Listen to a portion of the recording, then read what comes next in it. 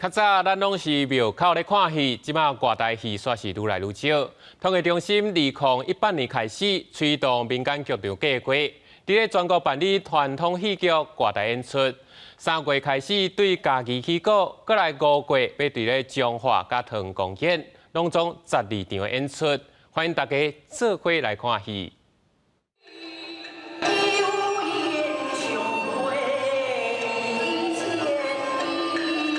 来自台北的一心戏剧团，佮有2023年摕到团艺金曲奖评审团奖的广兴阁掌中剧团，拢搬出大家出。5月17开始，连续3日伫中华宝岛的电安宫演出，要互乡亲体验庙口看戏文化。阮岛的特色就是阮爸爸会晓做编剧，伊写3000几集的剧本。阮的主角叫做大家必出王，这个嘛是咱台湾布袋戏第一个原创出来的角色。较少来咱中华演出，但是即届阮带着满满的诚意，推出着阮大家的戏出《天下第一家》。 这出来台时阵就非常轰动的大戏，要来到咱中华演出。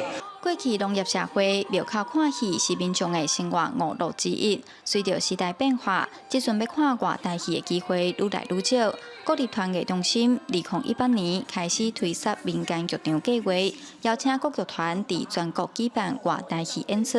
去年开始和地方政府共同举办，要整合中央参地方的资源，互传统戏剧伫每一角市开枝散叶。创艺中心对于咱传统艺术的支持，当讲是对于接班人，然后对于迄个人才培育，甲推广，其实非常的用心吼。所以阮即届用民间剧场开枝散叶的方式，甲咱的传统艺术带到来地方。咱过去咧摕医疗伫咱的庙埕馆顶咧看戏，嘛希望咱的乡亲，咱过来回味过去即个感觉吼。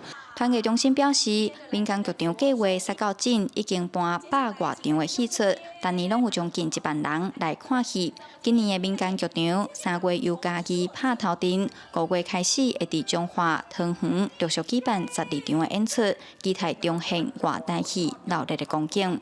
记者杨淑晴，彰化报道。